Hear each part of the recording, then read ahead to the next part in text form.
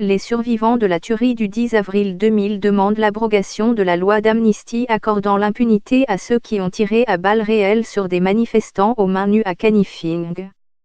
Certains survivants devenus handicapés physiques ou souffrant de troubles divers attendent toujours que l'État gambien leur vienne en aide. Une requête des victimes qui braque désormais la société civile gambienne, quelques jours après la commémoration de l'an 19 de ce massacre.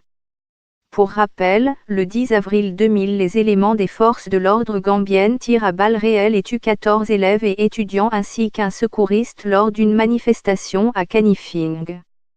Exhumation des corps de soldats exécutés en Gambie. En Gambie, Yahya Jammeh accusé d'avoir détourné 21,4 millions de dollars américains. La Gambie lève le voile sur la mort de 11 soldats tués en 1994. La Gambie doit dédommager des journalistes. Les élèves réclamaient justice à la suite de 2 événements distincts. La justice pour Ebrima Bari, un collégien décédé après une séance de torture dans une caserne de sapeurs-pompiers à Brikama, et ensuite pour une collégienne de 13 ans, violée lors d'un festival de la jeunesse par un homme portant une tenue de la police gambienne.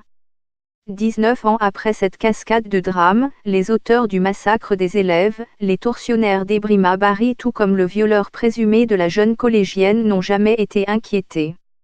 La raison de leur impunité, ils sont protégés par une loi d'amnistie votée en 2000 par l'Assemblée nationale de Gambie. Aujourd'hui, cette loi d'amnistie est toujours en vigueur malgré les promesses du président Adama Barrow de l'abroger.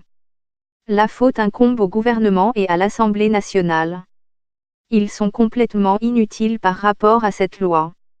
Ils ont plus de préoccupations pour les choses qui les intéressent plutôt que ce qui nous concerne en tant que société civile.